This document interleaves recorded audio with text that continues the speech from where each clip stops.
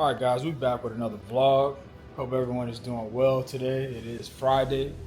UPS has just dropped off my FCP Euro order for the power steering components.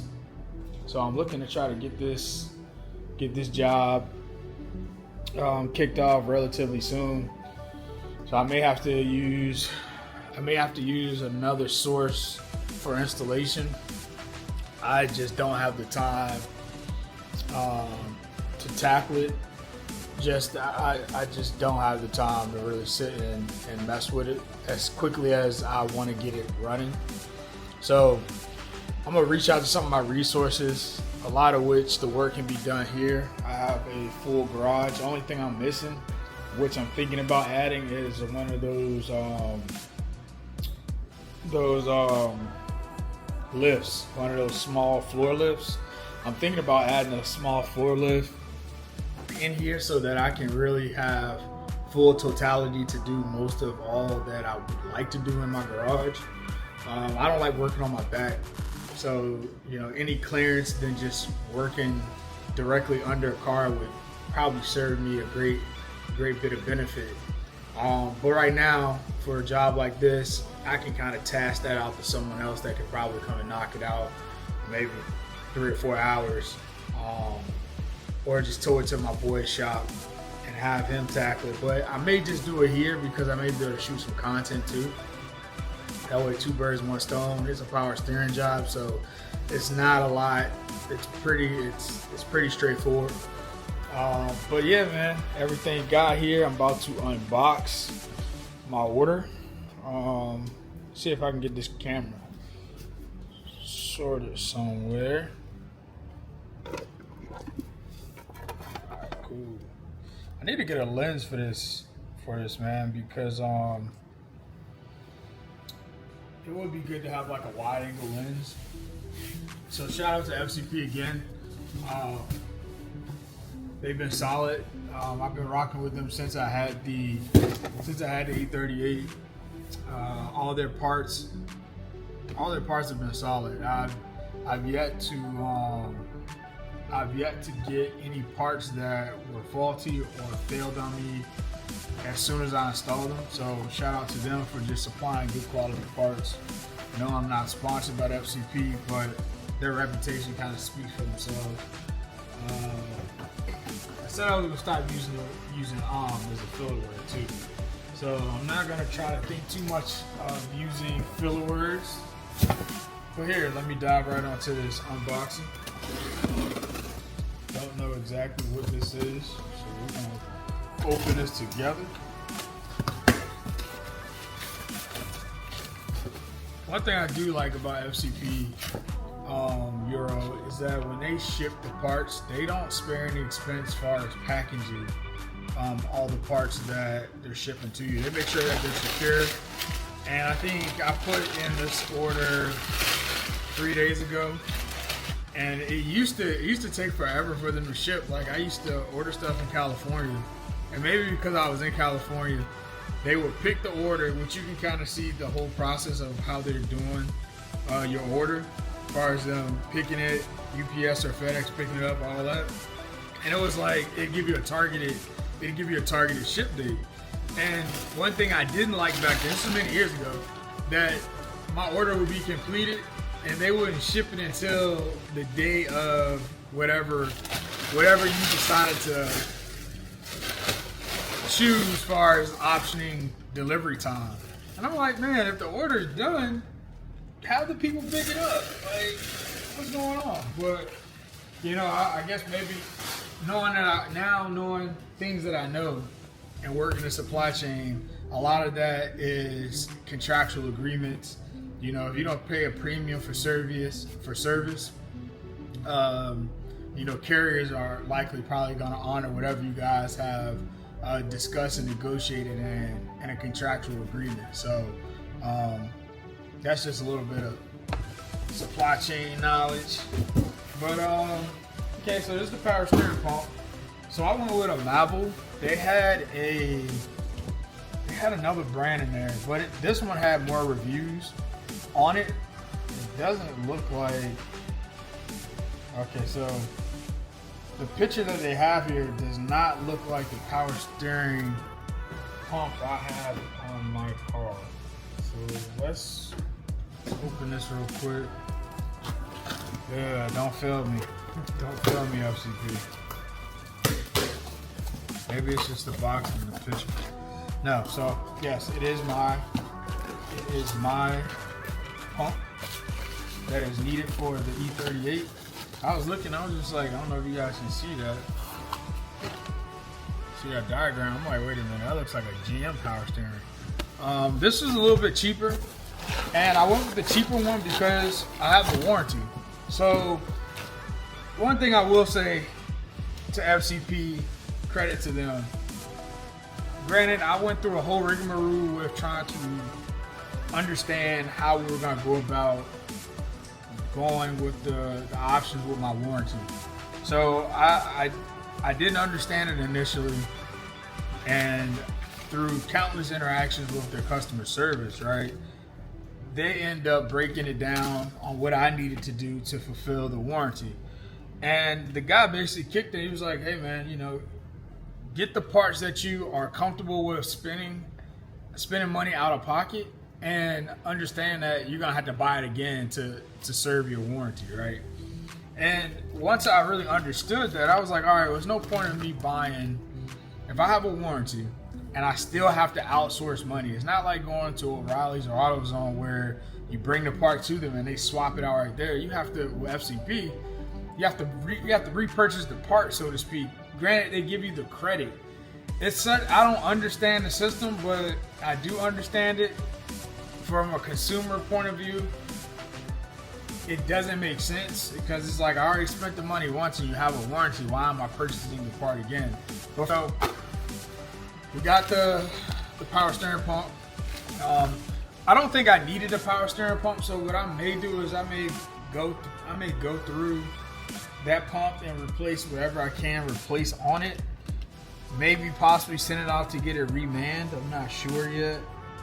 Only because, you know, there's not a lot to these things, and clearly you can get it remanufactured. So I may just have a spare one, which would be beneficial for me, and in the event that I need it, or I may get another E38. I only say that, listen, as many hosts and forums I've read about the 4.4 motor and the E38 platform, I can't say much bad about it. Here's why. I bought this car here from a mechanic in I can't speak for nothing today. Northern California, right? Bought the car. I think it sat for I don't know how long. It looked ran through. Like purple tint type. Had bullet holes on this side and the door right here, and the fender. The interior was garbage. Like it could have been cleaned and it would have been probably decent, but it didn't look good. Just the wear and tear of it just didn't appeal good in my eyes. The paint was just beyond done. I think this is a stage 2 paint correction.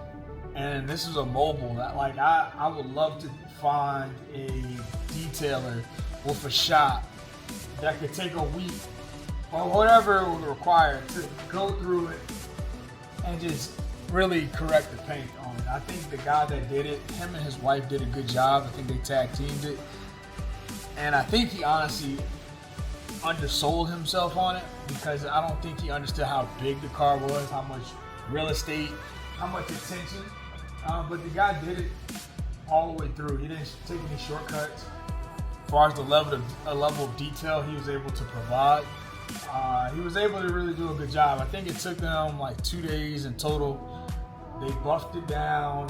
You know, I didn't watch them, but they buffed it. I think they wet sanded it. They polished it, and then they ceramic coated it. And whatever steps are involved in paint correcting. I think he said it was a stage 2. Stage 3 was a more extensive, and I think it would took more time. So He did that, and I mean that was, man, that was 20. I think that was during COVID, so I'm gonna say that was like 2020, like the end of 2020 he came and did that for me. And the cool thing was that I kept the car in the garage since I owned the car. Since I purchased the car, this thing has had a house in a garage, no exceptions. And I think that preserved a lot of the detail work. Now, I think it could probably need a clean detail. It has traveled across the country on an open trailer.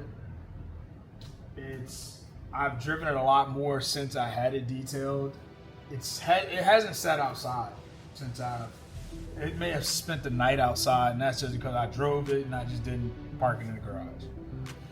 Other than that, I mean, the motor's been pretty sound. I did replace the chain tensioner when I got the car. I did the valve covers. I did the valley pan. I did the oil pan gasket. I did, what else did I do to the car?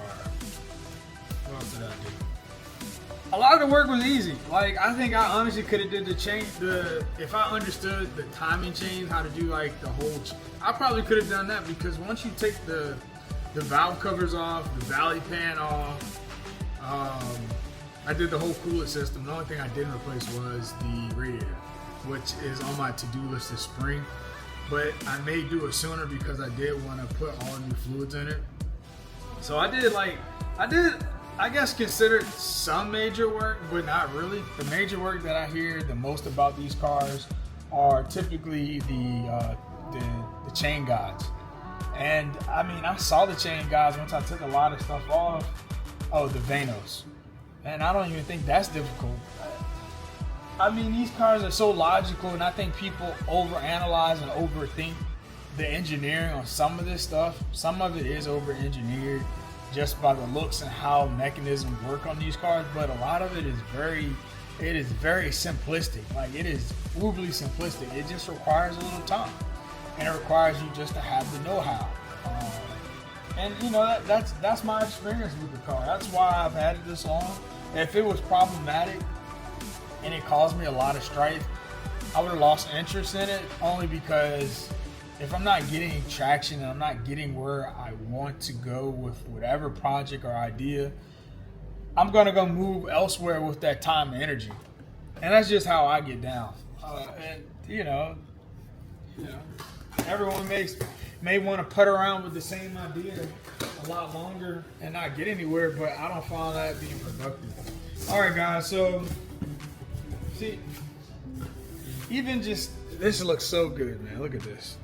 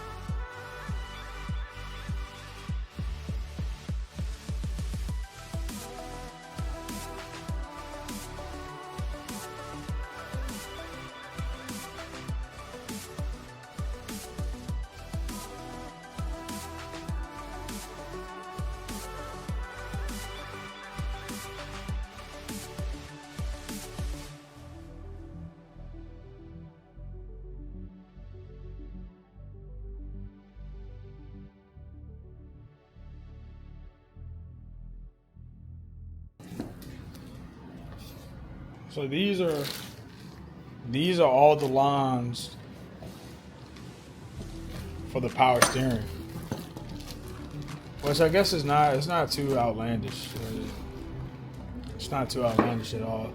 I know I'm missing a banjo bolt, and the cool thing was they still had the replacement, like the whole refresher kit, like in totality. Like you could buy everything to refresh the system. And I was able just to go part number by part number and just add it to my cart. That way I didn't miss anything. I think that's it. Yeah. Oh, this is a fan shroud. So I know my fan shroud is missing in the clip, so I got that. So yeah, we got the whole, we got everything we need here to knock this out. And let me pop the hood. So a little update on the CLS.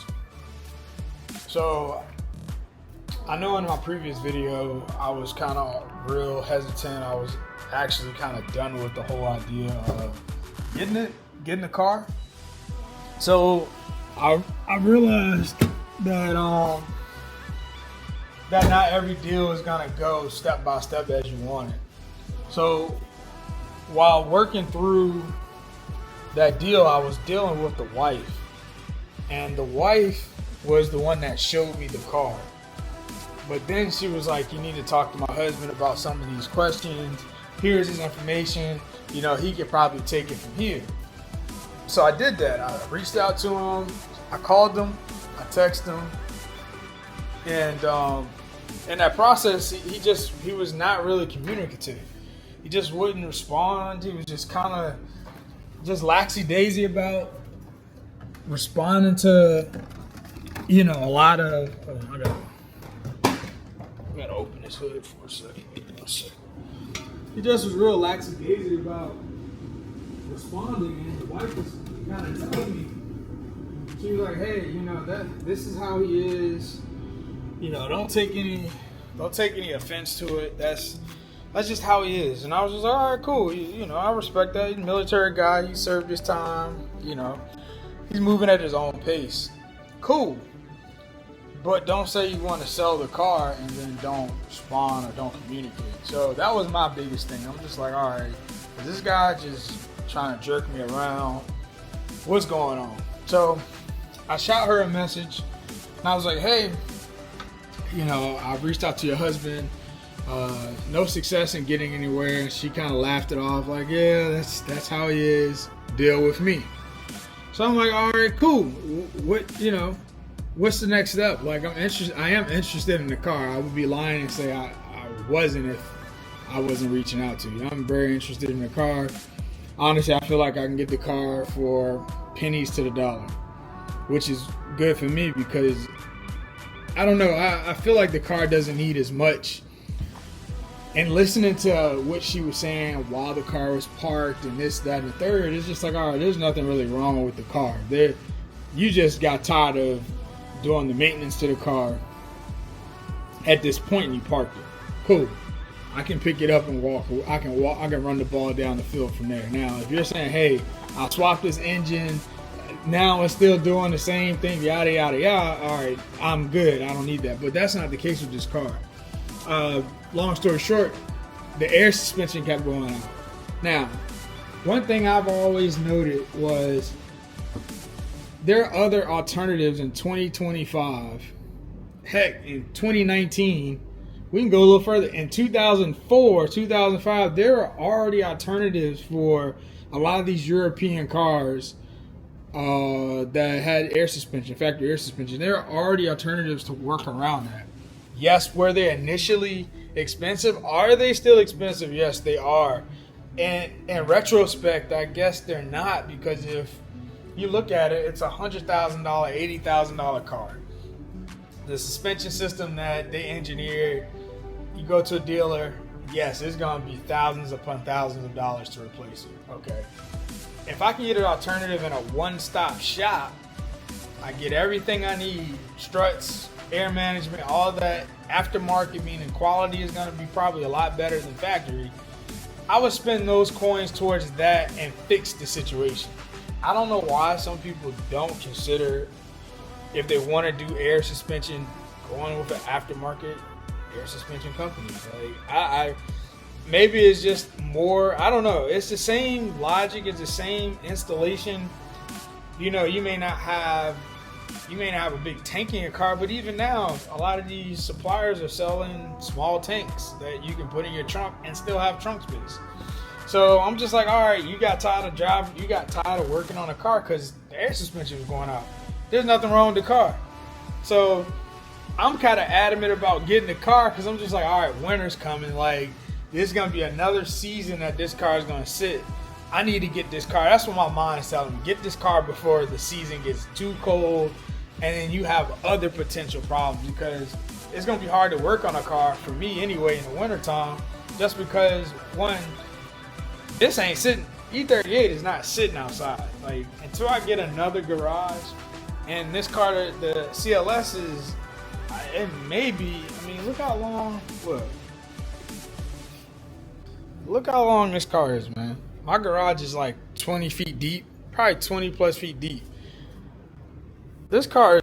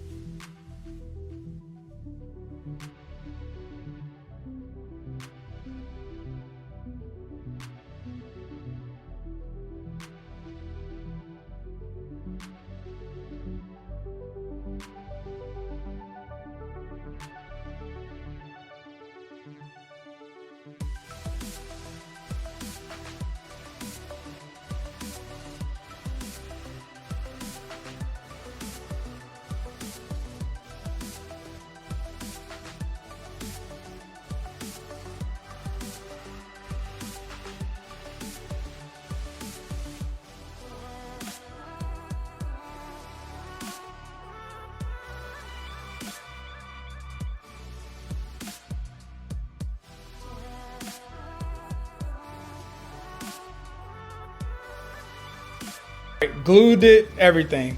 Hooks it upside down. So I guess it's a U-shape mount for some sort, right? And you hook on your mirror. And that's supposed to be it. Well, the dude ended up putting on the mirror upside down. And he came over, he tried to use a razor blade. He ended up sending out a glass specialist. The guy was just like, bro, once you glue this and it sits, it ain't no returning. So the kid had to go to B&W and order a new windshield from Germany. They had zero in the United States, zero. This thing came in a crate. I think the sticker price, and I think it was one of the last ones they had. I'm sure they may have more now, but at that time, this was the last one they had. I think the sticker price on this windshield was $1,800. So the kid had to pay $1,800 for this windshield, and I'll show you. It's a factory, and that's what I told him. I was like, I want factory glass because all my glass in my car, all of it is B&W glass. All of this is factory B&W glass, which nowadays you don't see much factory. You don't see much factory anything unless you go to the dealer. And yeah, man, this is factory glass, and I think that in itself was something where I was just like, you know what, I'm deep into this now. The fact that I'm making this kid spend almost $2,000 for a windshield, that kind of was a telltale for me. So, geez, this video is almost 30 minutes long, man. We're about to wrap this up. But anyways, guys, here's the motor. I can get some better light here. That's the cool thing about having AC in your garage, you know, music and everything. You can make it comfortable to work on cars that can require so much. So, yes, I need to take this off. This is not really doing anything, but I've had it since California. Nothing has been an issue with running a cold intake. I did have to change the intake manifold. I tried to upgrade it to, I think, the M60. I think the M60 has bigger ports, but unfortunately I wasn't able to get one, so I had to replace the one I had a crack in it. Don't know how it happened, but it had a crack in it. So when I did the valley pan and everything, and the valve covers, I ended up just getting a new manifold off eBay, and it worked out good. So, like I said, man, I've replaced valley pan, manifold, valve cover gaskets, spark plugs, oil pan gasket. As you can see, you can probably see. Hold on, you probably can see the power steering fluid. I don't think you can. No, you guys can't see it. It's all the way. You can see it's, like I said, I have a big old catch pan down there, and it's catching everything. I replaced most of the components for the cooling system. As you can see, that's kind of where I'm at with it. I'm glad to get these parts in from FCP to kind of kick this off. It took me a while, only because I just didn't have any motivation behind getting some of this stuff. But now we're here at this point, and we're gonna get it knocked out, man. So, guys, I'm not gonna be too long-winded. This is a long video, little update. So the CLS may still be on the table. Oh, I didn't finish telling you the story. Like I said, cosmetics with the car. The other piece to it, they let the battery sit, so the battery's dead. We can't start the car. The lady basically said we got the key, but the key is filed down. Okay. So now you're starting to make me question other things. It's like, why is the key, right? Why is the key filed down? Why are we dealing with this if the car was parked because a bad strut? So I don't know, guys. We're gonna see where this story goes. We're gonna see how far it goes. I haven't swapped any money, so I'm not in it for anything right now. I'm just trying to get a good deal, and hopefully these people are honest, and before you know it, maybe this car may be sitting in the driveway out here. But until the next video, guys, peace.